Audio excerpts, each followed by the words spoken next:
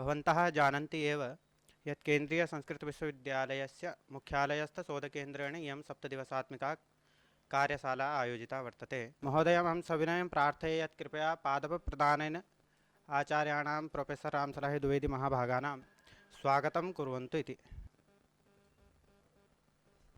सम्प्रति साक्षात् आचार्याणां कालः इदानीम्। आचार्याणां विषयः वर्तते व्याकरणशिक्षणे नवाचाराः शोधसम्भावनाश्च। रक्तशुक्लप्रभामिश्रमतर्क्यं त्रिपुरं महः मञ्जुसिञ्जितमञ्जीरं वाममर्थं महेशतुः आश्रयामि जगन्मूलं यन्मूलं सचराचरम्। अत्र परस्परं विचारगोष्ठ्यां सूत्रधारं प्रयोजयन्तः आचार्याः गणेश पंडित महोदयः, सर्वेपि गवेषकाः मित्राणि। आचार्यकक्षायाः अनन्तरं सर्वेषां ज्ञानं समानमेव भवति। क्वचित् अस्माकम् अभ्यासः श्रेयान्, क्वचित् भवताम् अभ्यासः श्रेयान्।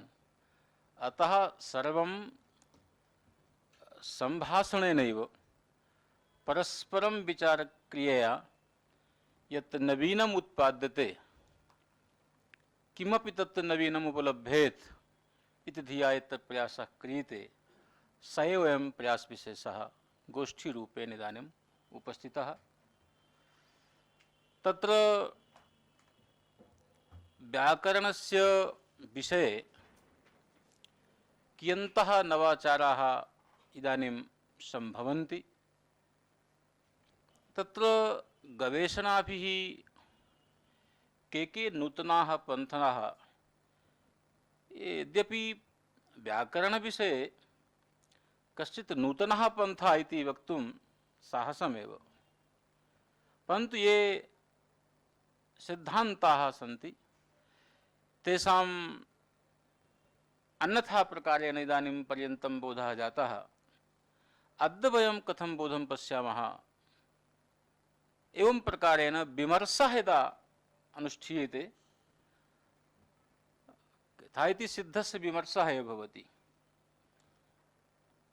इदं मया व्याकरणे नूतनं कृतम् इति तु न सम्भवति, भाव्यमपि न, अन्यथा तु किमस्य स्यात्, तत् प्रामाण्यं स्यात्। तत् पश्यन्तु तावत् शोधकर्मसु विविधाः दृष्टयः अङ्गीकरणीयाः। तत्र आग्रहः न स्यात्। वयं वैयाकरणाः एवमेव अङ्गीकुर्मः इति धिया चेत् प्रवृत्तामहे, तत्र आग्रहः स्यात्। सत्याग्रहे संस्कारविशेषः तथैव बुद्धिरुपजायते। अतः एतत् सामान्यं वस्तु, सामान्यसिद्धान्तः, तस्य ज्ञानं न भवति।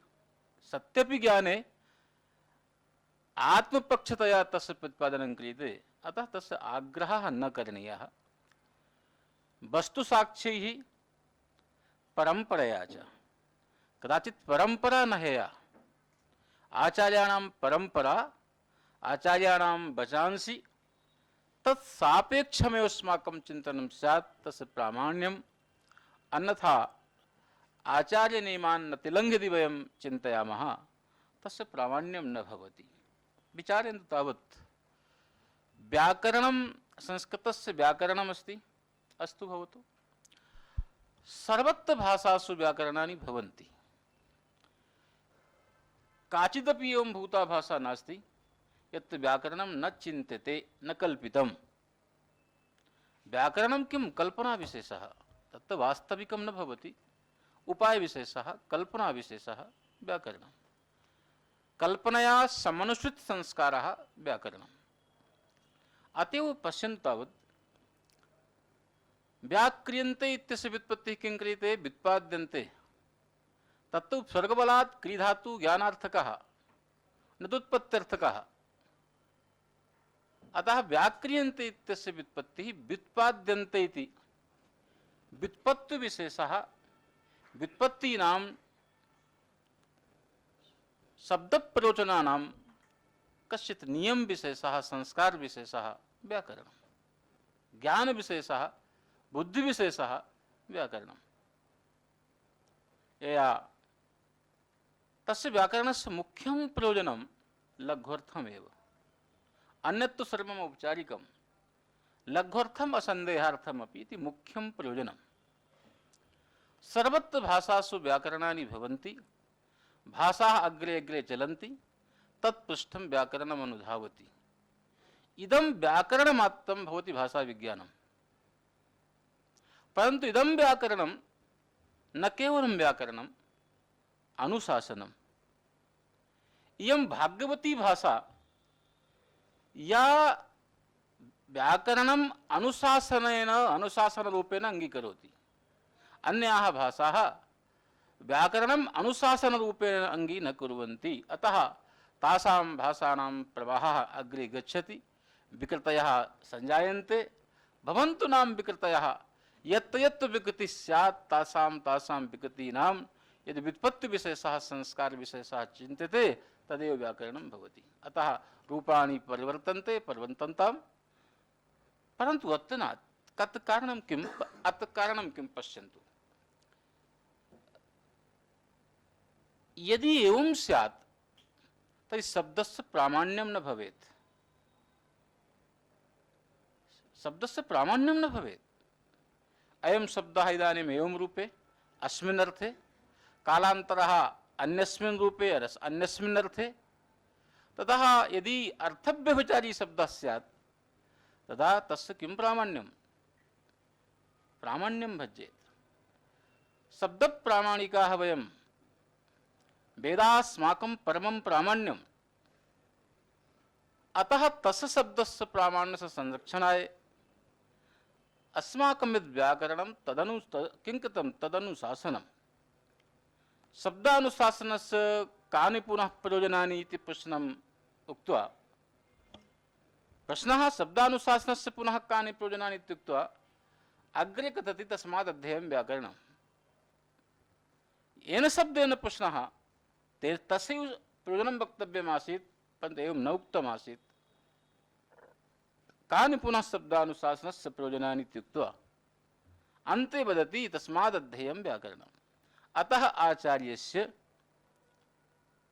इदं मानसं भवति यत् अनेन शास्त्रेण नियम विशेषण शास्त्रेण यत् रूपं परिनिष्ठितं भवति तदेव रूपं प्रयोक्तव्यं, तदेव पुण्यपदम्, अन्यथा तो रजीसमेतत्।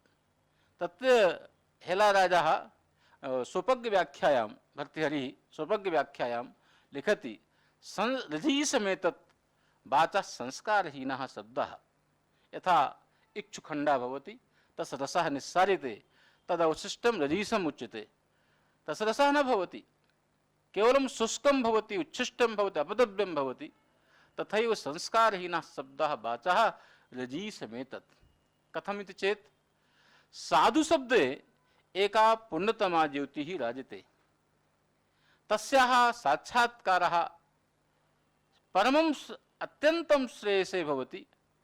परन्तु यद् संस्कारविहीनः शब्दः तत्र बोधकता तो भवति, वाचकता तो भवति, परन्तु पुण्यजनकतायाः अभावात्, धर्मस्य प्रयोजकत्वाभावात् केवलं सशब्दः किं भवति? वाचः रजीसमेतत्, अपद्रव्यं भवति। तत्र कापि पुण्यजनकता नास्ति, कापि ज्योतिर्नास्ति। एवं किं वक्तव्यमनेन? अन्यत्र भाषासु संस्कारहीनाः शब्दाः प्रचुरं वर्तन्ते। अतः तत्र संस्कारहीनः शब्दः वाचः रजीसमेतत्।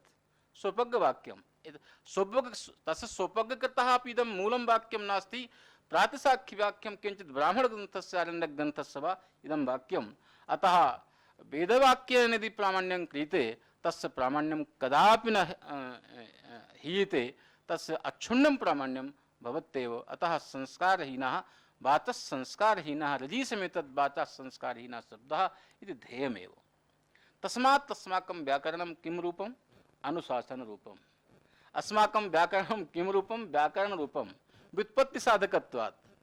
पुनश्च यदि अनुशासनरूपं भवति, ऋषिभिः परिज्ञातं भवति, अतः अस्य धर्म साधकत्वाद आगम रूपतापि उक्ता। अस्य आगम रूपतापि पर्वतेभ्यः आगमं लब्ध्वा इति कृत्वा अस्य आगम रूपतापि प्रमाणिता अस्ति, धर्मशास्त्र रूपतापि अस्य प्रामाण्यम् अस्ति। अतएव एकः शब्दः शास्त्रान्वितः सम्यक् ज्ञातः शास्त्रान्वितः सुप्रयुक्तः एतानि विशेषणानि तत्र वाक्ये उपादीयन्ते। पश्यन्तावत् व्याकरणं व्युत्पत्ति एक स्थानीय स्यात् इत्येव स्यात् ता अल्पीयान् विषयः अल्पीयान् देशः। व्याकरणम् अनुशासनं, व्याकरणात् अनुशासनं कथं भिन्नं भवति, व्याकरणस्य आगम रूपता कथम् अस्ति, व्याकरणस्य व्युत्पत्ति साधनत्वं कथम् अस्ति, एवं रूपाणि यदि व्याकरणस्य परिचीयन्ते महान् विषयः शोधस्य कृते उपस्थितो भवति। अवगतं न वा? तत्र पुनः पश्यन्तु, तत्र क्रमेण क्रमेण यत्र अभिनवाः विषयाः मह्यं प्रतीयन्ते तान् उद्भावयामि। सिद्धशब्दार्थ संबंधे इत्यत्र सिद्धशब्दस्य कः पदार्थः तत्सर्वं विवेचयति, प्रसिद्धोऽयं विषयः।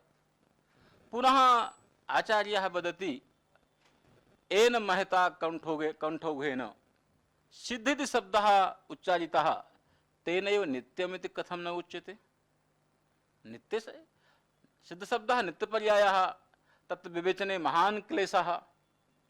तात्पर्यादिना तस्य शब्दस्य अर्थः अवसीयते निश्चीयते, तत् तेनैव महता कंठोघेन नित्यः इति वक्तव्यं स्यात्। का नहीं पश्यतु आचार्य मांगलिकः अयम्। अन्यत् किमपि साधनं नास्ति अस्य शब्दस्य मांगलिकत्व परिचायके। पश्यतु आचार्यः, आचार्यस्य काचित् योगिनः आचार्यस्य काचित् अभिनवा दृष्टिः, काचित् पुण्यतमा दृष्टिः आचार्यस्य अस्ति। किमपि अपूर्वं सामर्थ्यमस्ति। स वदति सामर्थ्ययोगात् पश्यामि नियत शास्त्रे किमपि अनर्थकं स्यात्, किं वर्णेनापि अनर्थकेन न भवितव्यं, किं पुनरेता सूत्रेण। एतत् सर्वं सामर्थ्येन योगज सामर्थ्येन आचार्यः पश्यति।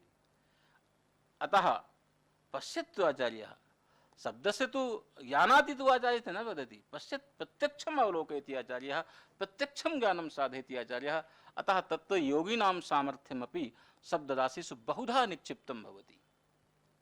एवं एते शब्दराशयः केवलम् उच्चारणमात्रस्य साधनानि न भवन्ति, अपितु तत् ज्योतिः राजते, प्रकाशः राजते। एवं प्रकारेण योगादि साधनास्वपि एवं भूतानां साधु शब्दानां समुच्चारणे मलापनयन द्वारा शरीर संशुद्धि द्वारा काचित् पुण्यतमा ज्योतिरुत्पाद्यते। अतः तत्र परमार्थ प्रक्रियासु अपि अस्य व्याकरणस्य प्रयोजनं कदा कदा कस्मिन् कस्मिन् शास्त्रे कृतम् आचार्यैः इत्यपि भवता अवलोकनीयम्।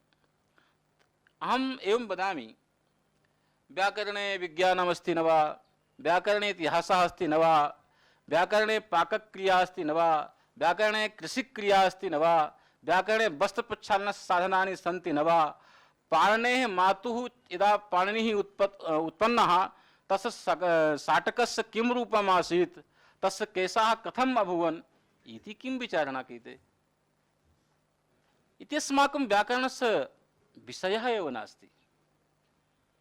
सन्ति विषयाः अन्यत्र क्षेत्रे स्युः, इतिहासविज्ञाः पठेयुः। अस्माकं किं कर्तव्यमस्ति, लघुना मार्गेण लघुना उपायेन अत्यंत मार्जवेन सरलेन शब्दौघाः ज्ञाताः स्युः।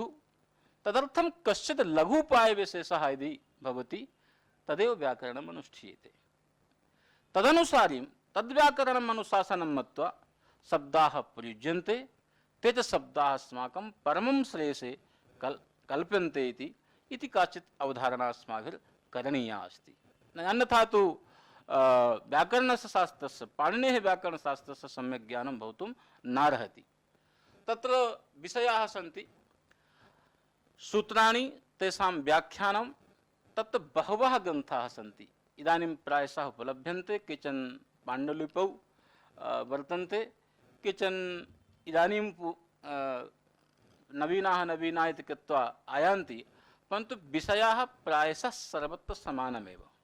अष्टाध्याय्याः या प्रक्रियाविशेषः, विवेचनाविशेषः प्रायशः किञ्चित् तत्र किञ्चित् व्याख्यानप्रकाराः भिन्नाः, सर्वत्र प्रायशः विषयाः अभिनवाः एव। पुनश्च एवं विचारयामः, यथा एकः ग्रन्थः अस्ति प्रभाषेन्दुशेखरः, सर्वैरपि ज्ञायते। सूत्राणि प्रत्यक्षानि, तेषां व्याख्यानं व्युत्पत्त्यधीनं, अथा कश्चित् अर्थः प्ररोचते, कस्मिंश्चित् कश्चित् अर्थः रोचते, तथापि सामान्यः अर्थः प्रयोगानुसारी अर्थः वक्तव्यः एव क्रियते। अस्माकं मानदण्डं किं? महाभाष्यकारः। अतएव यथोत्तरमुनीनां प्रामाण्यम् इति कृत्वा वयं विचारं कुर्मः। एतेन किम् अवगतं भवति? भाष्य सापेक्षं यद् व्याख्यानं, तत्रापि मतद्वयम्। एके वदन्ति भाष्याविरुद्धं व्याख्यानमपि समीचीनम्, अनुक्तं स्यात्, परन्तु भाष्येन अविरुद्धं स्यात्, अतः भाष्याविरुद्धमपि व्याख्यानं समीचीनं। परन्तु नागेशस्य अयम् अभिप्रायः नास्ति। स एवं वदति, भाष्ये यद् उक्तं तदेव समीचीनं, यद् भाष्ये नोक्तं तत्तु न पुण्याय न पापाय। एवं विचारः करणीयः। एका दृष्टिः दीयते मया। एकः विचारः, शब्दाः स्युः, रूपाणि भवन्तु, तानि रूपाणि सा च व्याख्या भाष्य विरोधिनी न स्यात्, तथा समीचीनमेव। एतत् परंपरा कैयटादारभ्य दीक्षित पर्यन्तं जीवति। नागेशः तत् न मनुते। भाष्ये अनुक्तं स्यात् चेत् तर्हि तस्य किमपि प्रयोजनं नास्ति, न पुण्याय न पापाय। तत् परिकल्पितं रूपं साधु न भवति, पुण्याय न प्रयुक्तं भवति। नागेशस्य दृष्टिः कथमिति चेत् भवद्भिर्चिन्तनीयं, यदि भाष्या विरोधी पंथा समीचीनमेव, उक्तं स्यात् नोक्तं स्यात्, कुत्रापि नोक्तं क्षुन्निवृत्ते भोजनं कार्यं, कुत्रापि नोक्तं, अतः भोजनं तु क्रियते एव। तथैव बहुविधाः नियमाः सन्ति। ये नियमाः प्रायशः भाष्ये नुक्ताः, तेषाम् अनुसरणं क्रियते, त किं ते नियमाः नानुष्ठेयाः इति सत्यं सामान्यतः प्रतिभाति, परन्तु नागेशदिशा नानुष्ठेयाः। कथमिति कारणं तत् पश्यन्तु, दृष्टिः पश्यतु। तत् एकं भवति, यथा स्वर्गकामो यजेत, स्वर्गकामो यजेत। यागकरणेन, यागे साधनेन वा स्वर्गस्य उपलब्धि तत् प्रतिपादिता। कथं तत्र किं प्रामाण्यं? शब्दः प्रामाण्यं, वाक्यं प्रामाण्यं, अर्थं वाक्यं प्रामाण्यं। यत्र नानकं वदेत् इति कृत्वा निषेधः वर्तते, तस्य उल्लङ्घनं चेत् क्रियते, तर्हि धर्मविरुद्धत्वात् सपन्था अधर्मः इति उच्यते। तत्र धर्मः धर्मविरोधी, विरुद्धार्थेन अर्थः अस्ति। तो यत् निषेधः तस्य उल्लङ्घनं पापाय, यत् विधानं तस्य प्रतिपादनं पुण्याय, न यत् निषेधः न विधानं तन्न पुण्याय न पापाय। भाष्यकृता उक्तं हिक्कावत् छिक्कावत् अनर्थकं सामान्या क्रिया अस्ति, तत् पुण्यं भवति, तत् पापं भवति। सत्यमेतत्। अतः पुण्यप्राप्तये केनचित् विहितेन वाक्येनैव प्रवर्तितव्यम्। अधर्म प्राप्तये केनचित् उक्तेन विहितेन वाक्येन एव प्रवर्तितव्यं, वाक्यस्य अपेक्षा अस्ति। यदि वाक्यं नोपलभ्यते प्रामाण्यं नास्ति, प्रामाण्य विरहात् तत् पुण्यमपि नास्ति पापमपि नास्ति, न पुण्याय न पापाय इति कल्पते। तथैव यानि वाक्यानि ये सिद्धान्ताः भाष्ये अनुक्ताः तैः किमपि न क्रियते, पुण्य साधनं कर्तुं न शक्यते। अतः इदं व्याकरणम् अनुशासन रूपम् आगम रूपं व्याकरण बोधित प्रक्रियाभिः पुण्य साधनम् अवश्यमेव कल्पनीयं।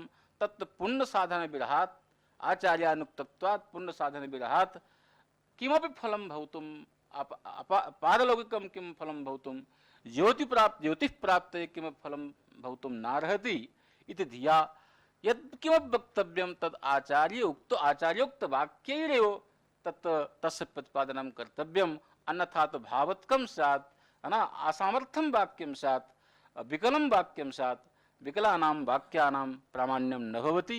एतद्दृष्ट्या भाष्योक्त समाचारेणैव भाष्योक्त नियमेनैव शब्दराशिः प्रतिपादनीयः। स एव शब्दराशिः शास्त्रान्वितः। तदेव विशेषणं दत्तं वेदवाक्ये शास्त्रान्वितः, अतएव शास्त्रान्वित विशेषणं दत्तम्। अवगम्यते न वा? यदि केवलम् अयं नियमः अस्ति असौ प्रवर्तनीयः, स नियमः शास्त्रान्वितः नास्ति, तन्न पुण्याय न पापाय इति कृत्वा आचार्येणुक्तम्। आचार्योक्तवाक्येनैव अतएव विचारः करणीयः। सर्वत्र न्याय दर्शने किं भवति? दोषाः आगच्छन्ति, व्यभिचारः आगच्छति, तस्य व्यभिचारस्य वारणाय स्वेच्छया किमपि पदं प्रयुज्यते, विशेषणादिकं दीयते। प्रतिबन्धकाभाव विशिष्ट किं किं दीयते, अन्यत् भवता पश्यन्तु। तत्र न पृच्छति किं तर्हि वक्तव्यं, न पृच्छति। दोषस्य परिहारः स्यात् अग्रे गच्छतु। पुनः दोषः उपस्थाप्यते, पुनः लक्षणे विशेषणादिकं, पुनः विशेषणादिकं, एवं विशेषणदानस्य पदकृत परंपरा अद्यापि न विरमति, अद्यापि प्रचलमाना अस्ति, अद्यापि तस्य शान्ति नास्ति न वा? दोषाः बुद्धिजाः दोषाः प्रायशः भवन्त्येव, तेषां परिहाराय अस्य पदस्थाने इदं पदं प्रयोक्तव्यम्, इदं प्रयोक्तव्यं, परन्तु व्याकरणे एवं नास्ति। व्याकरणे चिन्तां करोति तत्तर्हि वक्तव्यं। किमर्थं चिन्ता अस्ति? तत्तर्हि नियमः अस्ति, यदि क्रियते तर्हि का चिन्ता अस्ति? तत्तर्हि वक्तव्यं, न वक्तव्यं। कथम् अनुच्यमानं गंस्यते? एवं प्रकारेण व्युत्पत्ति साधनेन वा योग विभागेन वा अथवा अपकर्षेण अनुवर्तनेन अस्य साधनां कुर्मः। एवं आचार्य वाक्य जनित प्रक्रियाभिरेव तस्य उपादनं क्रियते। नो चेत् तर्हि स्पष्टं वाचनिकी एषा तत् वाक्यस्य व्यवस्था आचार्य वाक्यस्य संरक्षणाय काचित् वाक्योक्ता व्यवस्था प्रतिपाद्यते। तदेव कारणमस्ति। किं कारणमस्ति? न्याये तु न पृच्छ्यते, तर्हि वक्तव्यं, न पृच्छ्यते। पदानि सन्तु तत् समन्वयः क्रियताम्। आचार्यवाक्यं वक्तव्यमिति कृत्वा आचार्यस्य वाक्यं करणीयमिति। यदि आचार्यवाक्यं न स्यात् शास्त्रान्वितः इति पक्षः ह्येत, तथा श्रुतिविरोधात् पुण्यप्राप्तिः न स्यात्, बोधकता तु स्यात्, पुण्यप्राप्तिः न स्यात्, अस्य अनुशासन रूपता भज्येत। तदर्थम् अयम् उपक्रमः करणीयः। एवं विधाः बहवः विषयाः तत्तत् टीकासु बहुत्र निक्षिप्ताः, तेषामपि क्रमेण संकलनं कर्तव्यं। बहुविधा बहु सौकर्याय मनोरमः शोधप्रबन्धः स्यात्, एवं मम मतम् अनुष्ठीयते। पुनश्च एवं बुधाः विचाराः यथा एकत्र किं भवति, मम एवं प्रतिभाति यस्मिन् ग्रन्थे शोधः करणीयः, चिकीर्षा अस्ति शोधस्य, स ग्रन्थः न्यूनात् न्यूनं शताधिक आवृत्त्या परिशीलनीयः। तस्य अभिप्रायः अपि न ज्ञायते, लेखने किं सूत्रार्थः न अवगम्यते। एवं कृत्वा सेटिंग क्रियते, तत्र शोधप्रबन्धः जायते। तस्य शोधप्रबन्धस्य महत्ता न भवति। न्यूनातिन्यूनं शताधिक आवृत्त्यस्तु करणीयाः एव। नागेशः किं लिखति? पंगुवत् गमिष्यामि। गमिष्यामि, अहं धावनं न करोमि, पंगुवत् गमिष्यामि। यथा पंगुः कश्चित् प्रज्ञाचक्षुः भवति, अस्मिन् मार्गे कियन्त सोपानानां गणना स जानाति, गणनां जानाति, कियन्तः सोपानाः स जानाति। एकः एवं प्रस्तरः, कश्चित् लघीयान्, सर्वं लघीयः सोपानं सर्वं जानाति, वयं न जानीमः। इतः पर्यन्तं द्वारि पर्यन्तं, इतः आरभ्य द्वारि पर्यन्तं पिच्छला भूमिः, क्वचित् उच्चावचा भूमिः सर्वं जानाति। कथं तेन निभाल्य निभाल्य पदानि तत् सञ्चाल्यन्ते। अस्माकं तु अन्यत्र बुद्धिः, अन्यत्र दृष्टिः, पदानि स्वयमेव चलन्ति, भाग्यमस्ति तदा प्राप्नुमः, एवं दृष्टिः अस्ति। यदि ग्रन्थे एवं भवामः तर्हि किं लिखितमस्ति तत् सम्यक् ज्ञानं न भवितुम् अर्हति, सम्यक् ज्ञानं भवितुं न अर्हति। यतोहि इयं मनीषिणां भाषा, सूत्राणां भाषा। एकस्मिन्नपि पदे, कस्मिन्नपि सूत्रे यदि सम्यक् प्रयोजना क्रियते तदा किं किं भवति। एकत् तत्र पठन् आसम्, नानाश्रान्तस्य, अग्रे किं सुखम् अस्ति इति कृत्वा नानाश्रान्तस्य किं वेदवाक्यमस्ति, अग्रे श्रीरस्ति, बहु सत्यं श्रीरस्ति इति। तदा एकेन व्याख्यातम् अनाश्रान्तस्य श्रीः नास्ति, तत् सत्यं प्रतिभाति। यः खलु श्रान्तः नास्ति, येन परिश्रमः न कृतः, तस्य श्रीः नास्ति। अपरेण व्याख्यान्तं श्रान्तस्य नाना श्रीरस्ति, श्रान्तस्य नाना श्रीरस्ति इति व्याख्यानं कृतं, तदपि शोभनं।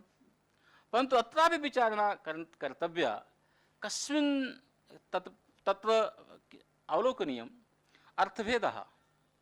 नाना श्री अस्ति, बहुविधाः श्रियः प्राप्यन्ते इति, परन्तु तत्र परिश्रमस्य अपरिहार्यता नावबोध्यते।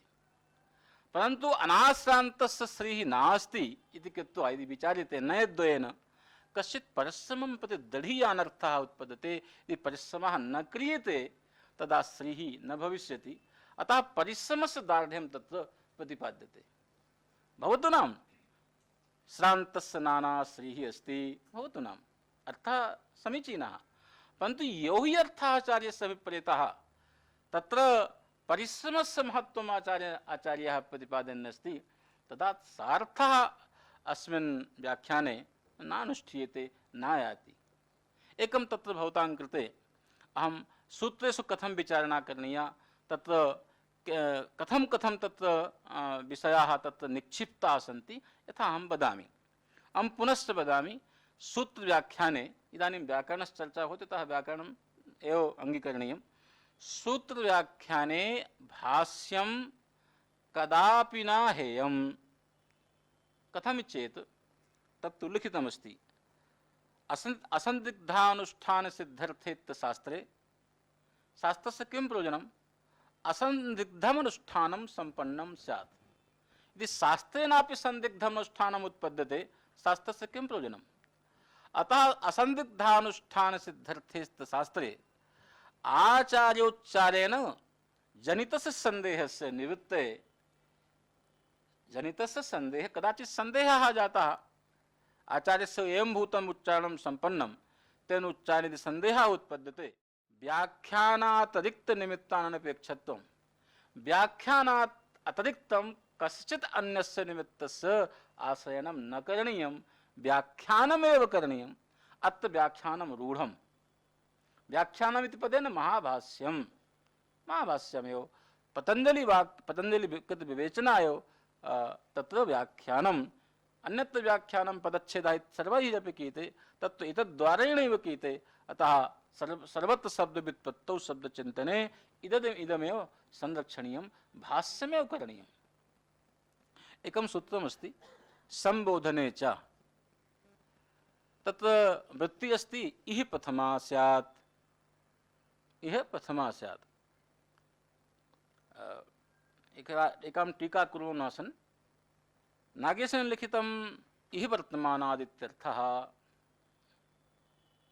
मया चिन्तितं किमर्थं किमपूर्वम् असौ कथयति, एकवारं द्विवारं त्रिवारं चतुर्वारं किं कथयति न बुद्धौ आयाति।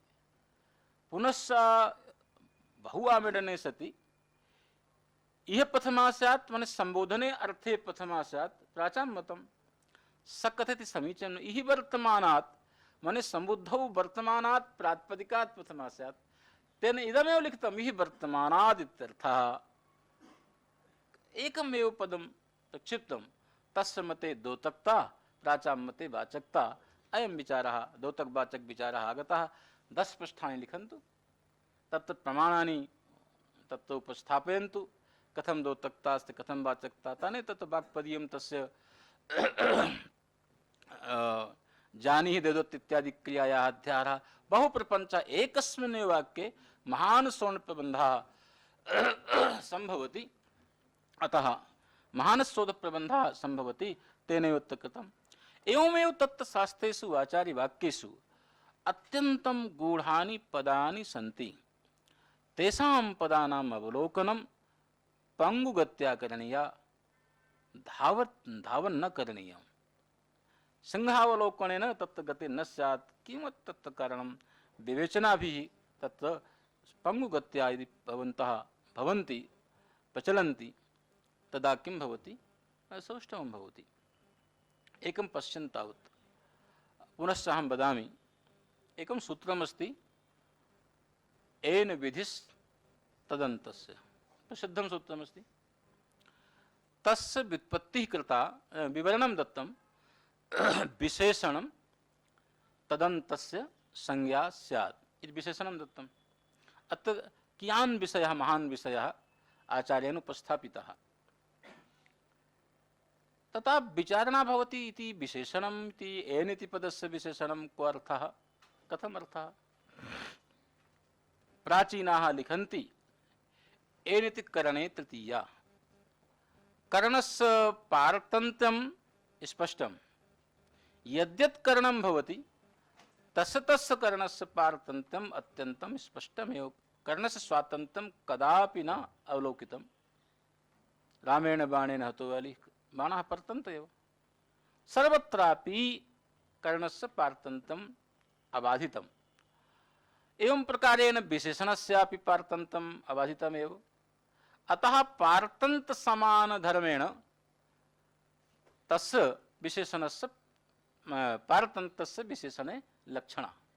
एवं कृत्वा विशेषणं तदन्तस्य बोधकं भवति इति कृत्वा तस्य निर्धारणं कृतमस्ति।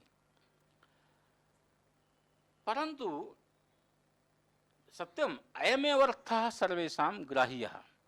अयमेव अर्थः सर्वेषां ग्राह्यः। तत् अर्थस्य विषये विचिकित्सा नास्ति। परन्तु अर्थस्य निष्पत्तिप्रकारः सार्वत्रिकः नास्ति। एभिः किं कृतं एनिति करणे तृतीया तस्याः तृतीयायाः पारतन्त्र्यात् विशेषणे लक्षणा। पारतंत्र रूप समान धर्मेण विशेषणे लक्षणा इति। अतः विशेषणं तदन्तः संज्ञा स्यात् इत्यर्थः अवगतः। नागेशः वदति सुविभक्तौ न लक्षणा। अयं पन्थः अवलोकनीयः। सुविभक्तौ न लक्षणा अस्य महान् विचारः मीमांसा शास्त्रे बहुधा प्रदर्शितः। सुविभक्तौ न लक्षणा क्व अयं विषयः उपस्थापितः। संस्कृत साहित्ये प्रायशः कुत्र शब्दः प्रयुज्यते पर न प्रामाणिकः क्वाति। तस्य अपवादभूतं सूत्रं परन्तु किञ्चित् समुच्चयः विकल्पेन केचन प्राचीनाः आचार्याः व्याख्यां कुर्वन्तः। परन्तु महाभाष्यकृता कुत्र शब्दस्य कुत्रापि प्रयोगः न कृतः, क्वापि प्रयोगः न कृतः। क्व इति है ना। अतएव पश्यन्तु तावत् कुतियोः अलग क्वाति सूत्रमस्ति। ततः सप्तमी निर्दिष्टं क्व इति पर्यालोच सर्वत्र भाष्यकारः क्व शब्दं कुत्र इत्यस्मिन् अर्थे कुतः इति पंचम्यन्ते और सप्तम्यन्ते कुत्र इत्यस्मिन् अर्थे क्व शब्दस्य प्रयोगं करोतु। कुत्र शब्दः व्याकरणाभिमत भाषासु बहुत साहित्ये अपि अस्ति तथा तस्य समाधानमपि आचार्यैः प्रकारान्तेन कृतं, परन्तु वस्तुगत्या यदि विचार्यते तर्हि कुत्र शब्दः व्याकरणदृष्ट्या प्रामाणिकः एव, शब्दशास्त्रदृष्ट्या प्रामाणिकः एव इति तत्र अवधार्यते। एवं बहुविधाः शब्दाः भवन्ति यत्र तेषां सम्भावना क्रियते नापि क्रियते, प्राचां मतानुसारेण क्रियते नव्यमतानुसारेण न क्रियते। एवं प्रकारेण स शब्दराशिः अन्वेष्टव्यः, सोऽपि शोधविषयः स्यात्। बहुत अस्ति, बहुविधाः शब्दाः सन्ति, पर अत्र पश्यामः शुभ विधौ न लक्षणा, माने शुभ शब्द माने यस्मिन् अर्थे विभक्तिः, तो सुपः न लक्षणा। सुप इत्यर्थः, सुपा इत्यर्थः यो अर्थः प्रतिपादितः स लक्षणया न बोधितव्यः इति तत्र तेन सिद्धान्तः उपस्थापितः। तस्मिन् सिद्धान्ते तेन पुंयोगादाख्यायाम् इत्यस्य सूत्रस्य भाष्यम् उपन्यस्तम्। पृष्ठी इत्यादि बहुविधाः प्रयोगाः, बहुविधानि स्थलानि तेन उपन्यस्तानि। भवतु नाम अन्ते पुंयोगादाख्यायाम् इत्यनेन समाधानं कृतं। प्रत्यार्थे लक्षणायाः संभावना कृता, पुनः तस्याः खण्डनं कृत्वा पुंयोगादाख्यायाम् इत्यनेन सूत्रेण स्वयमित्यविषय, अतः भर्तृहरिणा उक्तं लिंगम लिंग परिज्ञाने सूत्रं प्रत्यय शासकम स्वयमित्यविसंबंधात् पुंशब्दे स्त्रविधायिता। अत्र पश्यन्तु तावत् यथा एकः शब्दः अस्ति गोपी, मम प्रत्यार्थे लक्षणायाः किं वैचित्र्यं स्वयमित्यभिसंबंधात् इत्यत्र किं वैचित्र्यं तावत् पश्यन्तु। लक्षणायाः यत् खण्डनं कृतं सर्वत्रापि, यद्यत्र लक्षणायाः खण्डनं कृतं तत्र बीजम् अत्र अन्वेषणीयम्। एवं विधाः बहवः विषयाः वर्तन्ते। तत्र किं जातं, गोपी इत्यर्थः। गोपशब्दस्य प्रवृत्तिनिमित्तं गोकर्मकपालनकर्तृत्वं, गाः पातिति इति गोपी, गापोष्टक इति गोपी माने गोपः, और तस्य इयं गोपस्य स्त्री इति तस्य इयं। तत्र मते पुंयोगः, केषाञ्चिन् मते जनजनक भावः अपि, कैकेयी इत्यादि प्रयोगाः भवन्ति, नाकेषु मते जनजनक भावः दाम्पत्ये पुंयोगपदेन अभिप्रेतः अस्ति। अयमपि इदमपि पार्थक्यं तत्र यत्र मिलति। एवं विधाः पार्थक्यं बहुविधं पार्थक्यं अन्यत्र तत्र मिलति। तस्यापि यदि संग्रहः क्रियते अयमपि शोधप्रबन्धः। यथा विक्षिप्ता सामग्री एकत्र अनुष्ठीयते तस्य लघुना प्रवृत्तिः भवति, यथा अयमपि इदमपि शोधकार्यं भवति। पुनश्च विचार्यते कि गोपशब्दः मुख्यतः गोकर्मक पालन कर्तृत्वे यदि आरूढ़ प्रवृत्तमस्ति, गोपी तो किमपि न करोति।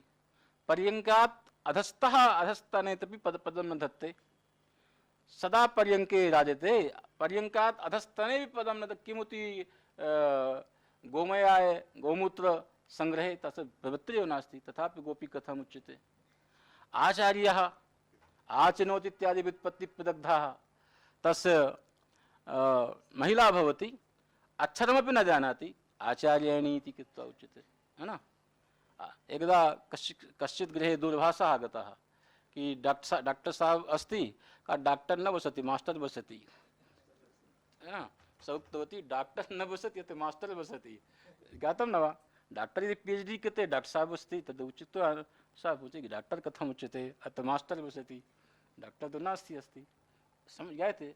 तथापि सा आचार्यायणी इति उच्यते। कथम् उच्यते, तत्तु शब्दानां व्यवहारेषु केवलं प्रवृत्तिनिमित्तं कारणम्, अन्यत् किमपि कारणं नास्ति। अस्माकं मते जातिपदेन किं गृह्यते, प्रवृत्तिनिमित्तम्। अथ आकाशत्वं जातिरेव नास्ति, कथं तत्र जातिपक्षे शब्दव्यवहारः कथं स्यात्। अतः सर्वत्रापि प्रवृत्तिनिमित्त जातिपदेनापि अस्माकं व्यवहारे प्रवृत्तिनिमित्तमेव अवबुध्यते। प्रवृत्तिनिमित्तं विना शब्दस्य प्रयोगः न संभवति। अतः गोकर्मक पालन कर्तृत्वं यत्र न संभवति, अस्तेव नास्ति, अत्यन्ताभावः तस्य नावलोक्यते, तत्कर्म विरोधात् तथापि गोपी आचार्याणि इति प्रयुक्ते तत् किं भवति तत्र स्वयमित्यभिसम्बन्धात् सक्ता स्वयमिति कृत्वा यत् प्रवृत्तिनिमित्तं तत्र पुंसिदष्टं तदेव प्रवृत्तिनिमित्तम् अत्रापि बुद्ध्या आरोप्यते स्वयं स्वयं इति कृत्वा तत्ता इदन्ता बुद्धि इति कृत्वा स्वयं एकम एकम पश्यामि तावत्। मैं थोड़ा सा हिंदी में बता दूं आपको, सब कुछ बच्चे और से मैं समझ रहा हूँ आपको। एक शब्द होता है अभिज्ञान, एक होता है प्रत्यभिज्ञान, है ना, स्वयं, ये वही है, समझ है ना आपको। और प्रत्यभिज्ञान होता है अभिजानासि माम, देवदत्त, ये अभिज्ञान है। अभिजानासि माम देवदत्त, मुझे जान रहे हो ना, ये कितना अंतर समझिएगा आप, थोड़ा जीवंत होकर के व्याकरण पढ़िए आप भावना से। अब अभिज्ञान शाकुंतलम का नाम प्रत्यभिज्ञान शाकुंतलम नहीं रखा, अभिज्ञान रखता है। क्या अंतर है देखिए, वो दुष्यंत शकुंतला को देखता और कहता है सेयम, ये वही है, तो आगे नहीं बढ़ता, वो देख करके वहीं रुक जाता है ना, ज्ञान मात्र में प्रवृत्ति बता रहा है, वो चमत्कार नहीं आ रहा है। और अभिज्ञान में वहां पहुंचता है, कहता मुझे पहचान रही हो। देखिए कितनी बड़ी बात है, सेयम केवल पहचान करके दूरी बना रहा है, और अभिज्ञान क्या, मुझे तो अभिजानासि माम। भास्कर कहते हैं अभिजानासि देवदत्त, काश्मीरान गमिष्यामः सक्तून पास्यामः। ऐसा देवदत्त तुम समझते हो ना कि वहां चलेंगे और सक्तूपान करेंगे। देख कितनी प्रक्रिया के साथ अभिज्ञान, मुझे जान रही हो, पहचान रही हो, ये वाक्य जहाँ होता है वहीं अभिज्ञान पूर्ण हो जाता है, वहीं उसकी पूर्णाहुति हो जाती है। और प्रत्यभिज्ञान परक करेंगे सेयम, सेयम या तो शकुंतला वहां तो ठीक है, वहां से प्रत्यभिज्ञान चलता है, और प्रत्यभिज्ञान का जो पर्यवसान है अभिज्ञान में हो जाता है। तो इस प्रकार की, जैसे भाष्य में इसका बीज है अभिजानासि देवदत्त, देवदत्त जान रहे हो ना, काश्मीरान गमिष्यामः सक्तून पास्यामः, काश्मीर जानेंगे, और क्या है वहाँ सत्तू, उस समय सत्तुए बड़ी अच्छी बात थी, ठीक है, ये सब न मिलता रहा होगा आपका पिज्जा वगैरह, सत्तून पास्यामः, ऐसा उन्होंने कहा है। तो ये कितनी छोटी छोटी भाषा, भाषा का जो अर्थ वैचित्र है आपका प्रत्यभिज्ञान में। और मैं थोड़ा सा यहाँ आपको दिखा दूं, तो हम लोगों ने क्या किया कि साहित्य की जो विधा है आपकी, वो लक्षणा करती है, सादृश्य से लक्षणा करती है। गौर बाही कहा, गौ सदिशः बाही कहा, उन्हें जिस प्रकार से गो में जड़ जाड मांद होते हैं, उस प्रकार से बाहिक में भी जाड मांद है। नागेश कहता नहीं नहीं ऐसा मत कहो, आरोपित गोत बाही अगोत्रवान बाही कहा, तो आरोपित गोत मने इसमें जो गोत्र है वो आरोपित है, तो लक्षणा से चमत्कार की उत्पत्ति नहीं होती है, वाक्यार्थ का अन्वय हो जाता है, ठीक है, तात्पर्य की उत्पत्ति हो जाती है, लेकिन जो तात्पर्य की प्रसिद्धि होती है, लक्षणा में बाधक ज्ञान प्रतिबंधक होता है, और व्यंजना में वो आहार्य बुद्धि है, वहाँ आहार्य ज्ञान में क्या है कि बाधक ज्ञान प्रतिबंधक। आप जानते हैं कि नायम रमेश रमेशा, तब भी रमेशा उचित है, रमेश जी, मैं जान रहा हूँ कि आप रमेश नहीं है, फिर भी रमेश जी ऐसा बोलता हूँ, लेकिन कुछ चमत्कार होगा उसमें, कोई अर्थ जुड़ा होगा। तो ऐसी स्थिति में आहार्य ज्ञान व्यंजना में नहीं रहता है, और जब वो सोचता है व्यंजना बुद्धि भेद का निरसन करके बाहिक बाहिक बाहिक इतने बुद्धि करा देती है, और उसको गोत बाहिक में नहीं, गोत गोत गोत यही बुद्धि करा देगी, तो जाट मान एकदम प्रचुर मात्रा में उसकी प्रतीति के विषय बन जाते हैं। तो ये हमारा जो सक्तावच्छेदक आरोप है, क्योंकि गोपी का प्रयोग नहीं बनेगा, तो गोत्व के बिना, मैंने गोपत्व के बिना हम गोपी का प्रयोग नहीं कर सकते हैं, तो उसका आरोप ही वहां कर देंगे उस दृष्टि से, तो हमको गोपत्व का बोध आपका हो जाता है।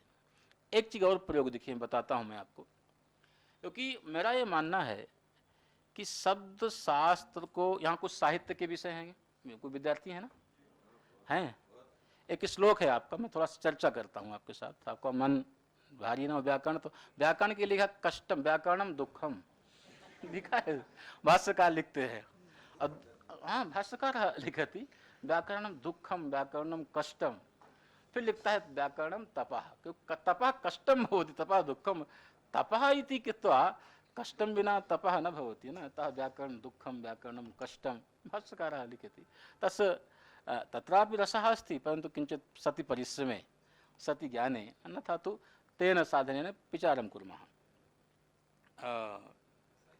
साहित्य श्लोक एक यह कौमारहरः स एव वरः अन्यत्र किं किं त्यज्यताम्। कौमार शब्द से कहा था कुमारस्य यौनारंभ। बहुत अच्छा कि पाणिनि ने इसके लिए सूत्र बनाया कौमारा पूर्व वचने। देखिए आप, अब आपको प्रथमं प्रवृत्तः कौमारः इत्यस्य यौनारंभः इत्यस्य अस्तु भवतु नाम कुमार शब्दस्य, पर कौमारा पूर्व वचने इति निपातनमस्ति। अपूर्व वचने कौमार शब्दस्य प्रयोगः ज्ञातम्। अतः कुमारारंभः इत्येव व्युत्पत्तिलभ्यः अर्थः नग्राह्यः कथम। जब एक आचार्य ने बता दिया कि इस शब्द का यहाँ प्रयोग होता है, तब आप आचार्य की यदि आप जो भी अपने मन से अर्थ लगाएंगे आप, तो समस्या ही समस्या है, क्योंकि आचार्य का वाक्य आपने एक वाक्य में एक अर्थ में उसका निर्धारण कर दिया है।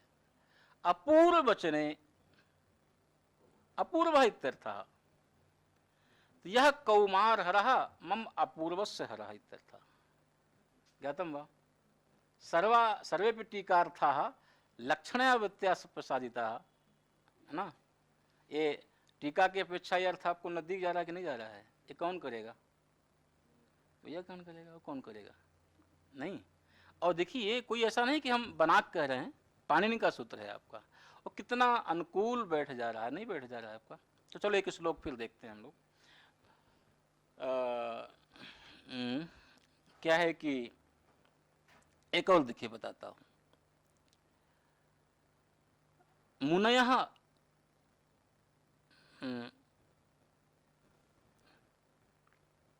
मुनयः गच्छन्ति, ठीक है, या मुनयः जगमुः और मुनयः विचेरुः। ये देखिए ना प्रयोग है आपका। तो चर धातु आपकी अकर्मक भी है और सकर्मक भी है। जब सकर्मक का प्रयोग करेंगे चरंती या मृगाः चरंती ऐसा प्रयोग कर देंगे, तो सस्य इत्यादि को आप कर्म तो भोजनार्थक हो जाएगी आपकी, वो भक्षणार्थक हो जाएगी। अब जब मुनयः चरंती ऐसा प्रयोग, चरंती माने विचरंती इत्यर्थः, बी का आप वहाँ समन्वय कर लीजिए आप। कोई जरूरी नहीं कि आप उसका उपसर्ग का करें तभी अर्थ आएगा, उपसर्ग हमारे यहाँ दो तक हैं। तो मुनयः विचरंती, अब ध्यान दीजिएगा आप लोग, विचरंती जब करेंगे आप प्रयोग है ना, मुनयः ग्रामम चरंती चलंती करिए आप, तब तो लगेगा कहीं जा रहे हैं, एक लक्ष्य है। और जब विचरंती का प्रयोग कर देंगे तो कोई लक्ष्य नहीं है, अकर्मक है ना, वह गति हो रही है आना, गति कहाँ जाएगी ये कोई पता नहीं है। ये गति है, ये कहाँ जाएगी नहीं, कोई हमारा उद्देश्य ही नहीं है, मस्ती मार रहे हैं, समझ रहे हैं आपको। तो ये मस्ती का जो अर्थ आएगा अकर्मक से आएगा, और सकर्मक उसको धो देगा, क्योंकि आपने लक्ष्य तय कर लिया, आपने काम तय कर लिया ना, तो मजदूरी हो जाएगी वो नहीं। ऐसे से अकर्मक धातुओं से उपसर्गों से कहाँ कहाँ कहाँ आपको देखना आना चाहिए कि यहाँ कैसी कैसी चीज़ें यहाँ भरी हुई हैं, कैसी कैसी चीज़ें आपको यहाँ देखना। एक और देखिए प्रयोग बताता हूँ मैं आपको।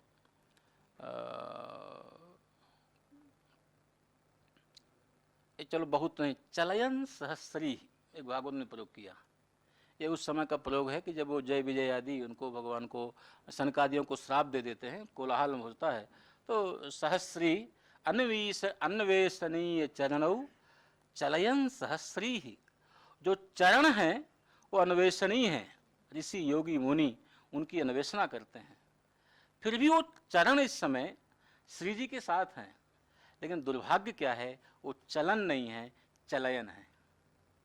देखिए व्याकरण का अभिप्राय समझिए आप, चलन होता कि आराम से जा रहे हैं आप, और जब चलयन प्रयोग का प्रयोग करें, आपसे अपराध हुआ है, आपके पैर आगे नहीं बढ़ रहे हैं, आपकी जाने की हिम्मत नहीं पड़ रही है, आप जबरदस्ती अपनी ताकत लगा लगा करके पैर उठा उठा करके रख रहे हैं, ठीक है ना।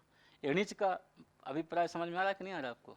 अन्वेषणीय चरणौ चलयन सहस्री, ये जो चलते हैं आप, है ना, ये ऐसा करके विचार करते हैं, तो वहाँ भी एक विचार करना चाहिए, ठीक है ना। और देखो मैं शब्द की बेदग्धी बता रहा हूँ आपको। एक प्रयोग आता है आपका मरकट लोचन, क्या लग रहा है आपको, ये प्रशंसा है कि निंदा है?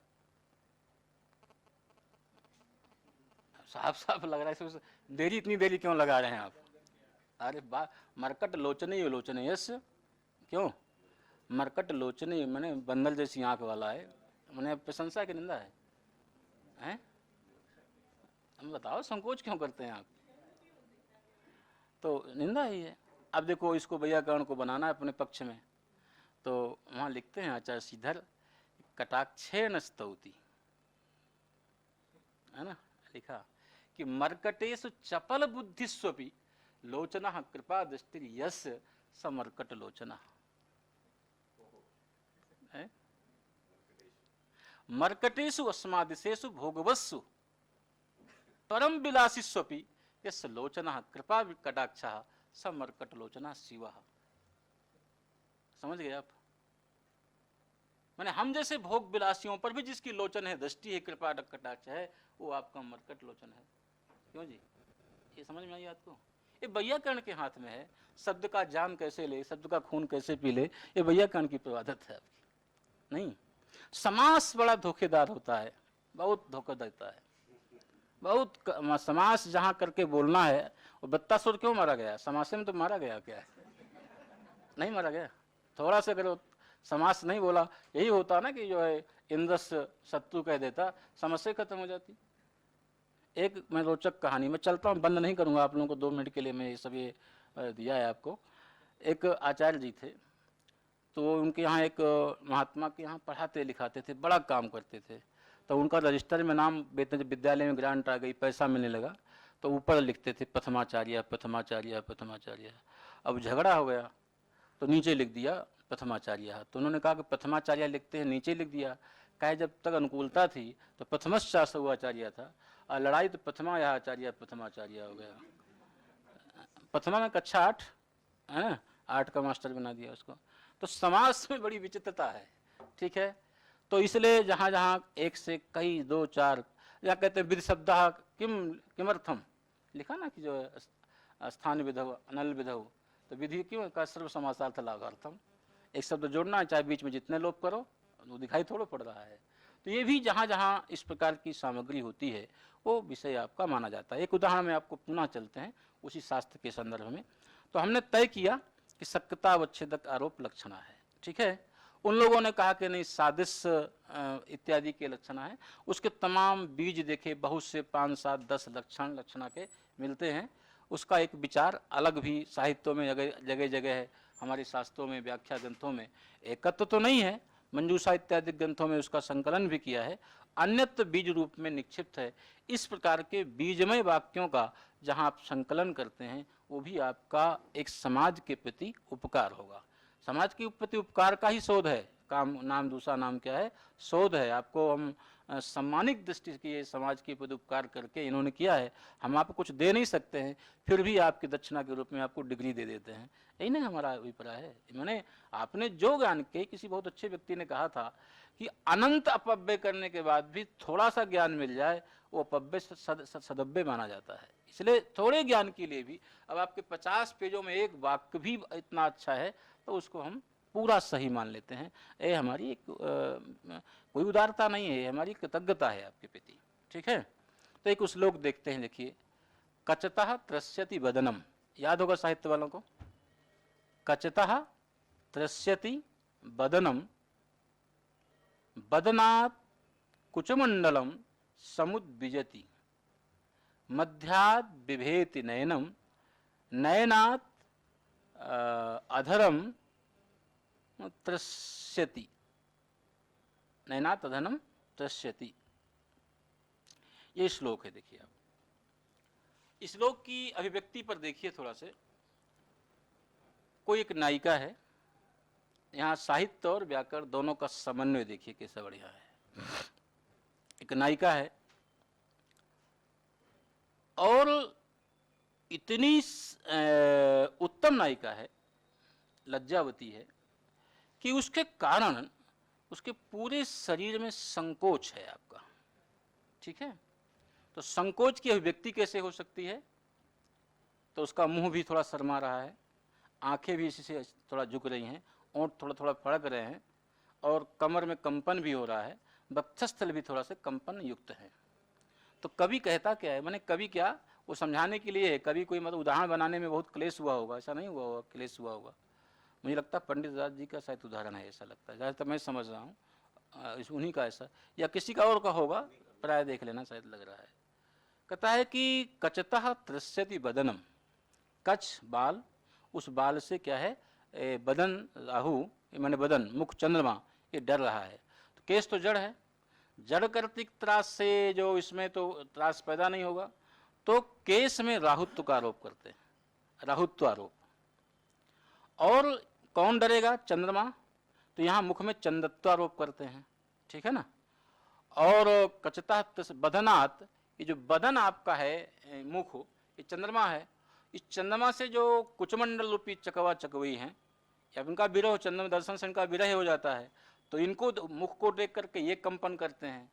और जो सिंह की जो कटी प्रांत होती है वो बहुत पतली होती है, और प्रशस्त नायिका का कटी प्रांत भी पतला ही माना जाए, अनुद्रा कन्या ऐसा बोलते हैं ना, अनुद्रा कन्या ऐसा प्रयोग करते हैं। तो इस प्रकार की व्यवस्था मानते हैं, तो उसको सिंहत्व का आरोप करते हैं। और सिंह से क्या है, जो ये हरिण नयन है, ये मृग का आरोप करते हैं। दोनों में परस्पर भीति की उत्पत्ति करते हैं। ये बात तो आपको हो गई।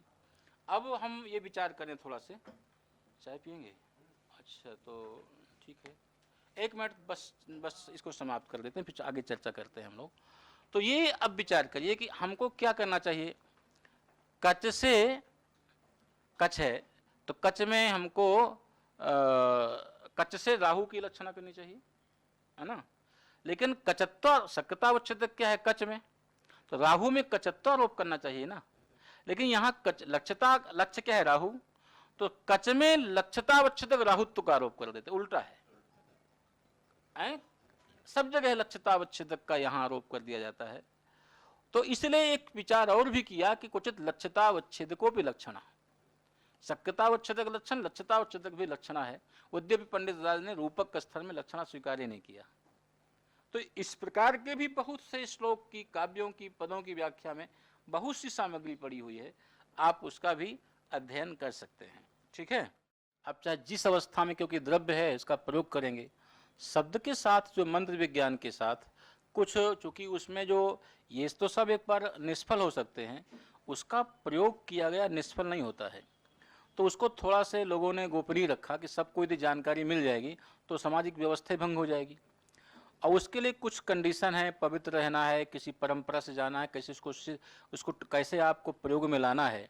तो धीमे धीमे धीमे वो मानते हैं कि परंपराएं बहुत लुप्त हो चुकी हैं, और आज की परंपरा सर्वथा नहीं है, और जो लोग उस तरह से उसमें जाना चाहते हैं तो वो आज भी प्राप्त करते हैं। मैं को आपको एक घटना बताता हूँ। मैं एक जगह था आज समाज में सर, तो जो वहाँ के अधिष्ठाता थे, वो मेरा प्रतिदिन उनका विरोध होता था, सुबह शाम तक बात, प्रेम था अंदर, बात विवाद चलता था।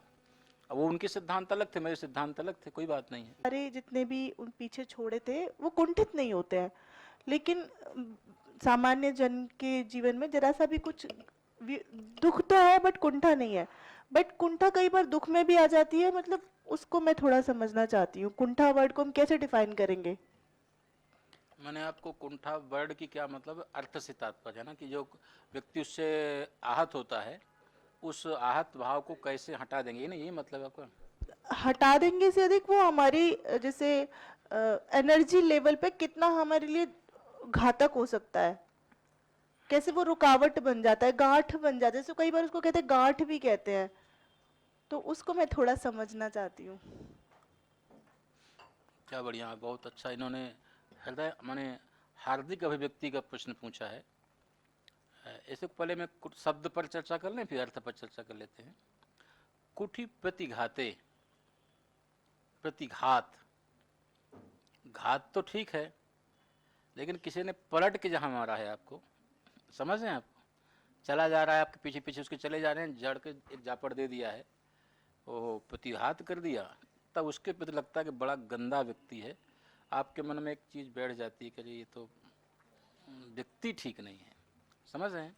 जब कुंठा का अर्थ क्या होता है कि एक पुरुष से, यही लगभग हम लोग व्यवहार में देखते हैं, एक संकीर्ण अर्थ में भी इसका प्रयोग होता है। देखिए, मैं आपको बहुत प्यारा संवाद सुना दूं, शायद समझ में आ जाए। किसी ने कहा कि आप हमसे नाराज हैं, है ना। एक व्यक्ति गया एक महात्मा के पास, कहा गुरु जी आप हमसे नाराज हैं। तो उन्होंने बड़ा अच्छा उत्तर दिया कि आप इतने बड़े भाग्यशाली कब हो गए कि हम आपसे नाराज हो जाएंगे। अब देखिए कि बात समझिए आप, उन्होंने जो प्रवचन दिया मैं सुना देता हूँ आपको। कहा कि तुम्हारी दृष्टि में नाराज होना, प्रसन्न होना अलग अलग है, मेरी दृष्टि में दोनों एक ही वस्तु है। उभयथा तुम्हारे चिंतन है। नाराज हूं तभी तुम्ही को सोच रहा हूं, प्रसन्न है तब भी तुमको सोच रहा हूं। प्रसन्न हूं तो मंद गति से सोच रहा हूं, नाराज तीव्र गति से सोच रहा हूं। सोचने की और प्रबल गति है, सोच में तुम्ही को रहा हूं। समझ रहे हैं? तुम्हारे विषय में पता नहीं कैसी है, ऐसा है, छल दिया, ऐसा किया, इसने ऐसा किया। वो अपने अपने पात्र के अनुसार इसकी व्यक्ति भावना समझ लीजिए आप। एक ये बुद्धि होती, इस अवस्था में आक्रोश, घात, प्रतिघात होता है। और जब व्यक्ति इसकी उपेक्षा कर देता है, उदासीन हो जाता है, इसका मतलब उदासीन, उत्कर्षेण आसीना, द्वंद्व से ऊपर हो जाता है, इसको कहते हैं द्वंद्व। और जब उससे ऊपर हो जाता है, उपेक्षा करके, लोक है, सबका ये व्यवहार है, तो लोक मात्र को एक तरह से उपेक्षित दृष्टि से जब देखता है, जब वो उपेक्षा कर देंगी तो न वो उसका अस्ति भी नहीं रहेगा, नास्ति भी नहीं रहेगा, उसका चिंतन नहीं आएगा। कहीं और बुद्धि लगा दीजिए पढ़ने इत्यादि में, तो विषया बुद्धि वहीं घूम जाएगी, तो हो गया उसका चिंतन खत्म, वहाँ से सारी समस्याएं खत्म हो जाएंगी। तो ये आपको जब कहीं इस प्रकार की अवस्था जीवन में आती है, तो उसका सबसे अच्छा उपाय है पढ़ना, लिखना, साधना, सत्संग करना या ध्यान करना। तो उधर वृत्ति भूल जाती है, जब भी आए तो कुछ घृणित दृष्टि से कोई बेकार है, तुच्छ है, सब कुछ है ना। समझ रहे हैं? कहीं कहीं हमारे यहाँ नायिकाओं का वर्णन, कितनी सुंदर हरण जैसी आँख, और ये हम सारी पक्षियों की जो है दृष्टि दे डालते हैं, ऐसी नाक, ऐसी कान। और जब दूसरे का है ये हाड़ मास से भरा पुतला किस काम का है, ले धो दिया ना से मुसले में, हैं? कहते बड़ा रूप सजाई है आपको, बड़ी इसमें हाड़ है, मांस है, बाल है, हड्डी है, क्या है, क्या भर के लाई हो तुम जो इसमें जो है, ले धो गया 1 मिनट में। तो ऐसी उपेक्षा बुद्धि से करने से सारी समस्या खत्म। तो ऐसे व्यक्ति को इग्नोर कर देना चाहिए, यही उपाय है। अगर आप सोचेंगे कि खराब है तो भी समस्या, जलना आप को ही है, चिंतन उसी का होना है। अच्छा है तो भी वही चिंतन है, तो घुसा तो आपके मन में वही है, चाहे नाराज हो चाहे प्रसन्न हो जाओ। तो इस नाराज प्रसन्न से ऊपर हो जाओ, थोड़ा सा अध्ययन कर लो, साधना कर लो, धीमे धीमे सब भूल जाएगा। न प्रसन्न न नाराज, क्या लेना देना है आपसे उनको। आई बात समझ में? यही एक रास्ता है, कोई दूसरा रास्ता नहीं है। एक महात्मा के यहाँ एक व्यक्ति रहता था, बहुत चाहता था, तो उसको कहा कि मैं घर जाऊँगा, कहा न जाओ, कहा जाऊँगा, तो कहा जाओगे जाओ। और जहाँ वो रहता था तो गोबर मंगाया, और उसे कमरे में संगमन पतंग टाइल्स लगी थी, गोबर भर दिया उसके कमरे में। तो कहा ये क्या कर रहे हो, इधर देखने की दृष्टि नहीं जाएगी मेरी, खत्म, दृष्टि खत्म हो जाएगी। तो उपेक्षा, उदासीन भाव सबसे ही ऐसे द्वंद्वों से बचने का उपाय है मेरी दृष्टि से। और प्राय करके जो महापुरुषों के अनुभव हैं, कोई चर्चा मत करो, आएगा आवेश, ऐसा नहीं आएगा, कहीं और घुमा दो उसको। यही उदासीन रहना ही है। और समाज धोखा ना दे तो समाज किस चीज़ का, उसका धर्म है वो। तो आप ये मत समझिए कि कोई ने अन्याय किया, उसने अच्छा किया तो हो गया, बात खत्म है। तो इसलिए एक उदासीन वृत्ति अपनानी चाहिए। इससे मैं जो समझ पाया हूँ, आपके प्रश्न को शायद समझ पाया हूँ, है ना। नहीं महोदय, कभी कभी ना जैसे कुछ और लोग हमसे बेवजह कुंठा पाल लेते हैं, हमने नहीं किया। वो उतना होता है, उतना जल्दी नहीं जो मैं कह रहा हूँ, समझना उसको जी। वो कहती है ना कि पहले तो आता नहीं, आ गए तो जाता क्योंकि टेढ़ा है। तो ये सारी अभिव्यक्तियाँ आपको होती हैं, ऐसा नहीं। पर इसको उदासीन वृत्ति से अपने किसी और इतना ध्यान पढ़ाई में, साधना में इतना ध्यान तल्लीन हो जाने से वो सारी वृत्तियाँ भूल जाती हैं उसको।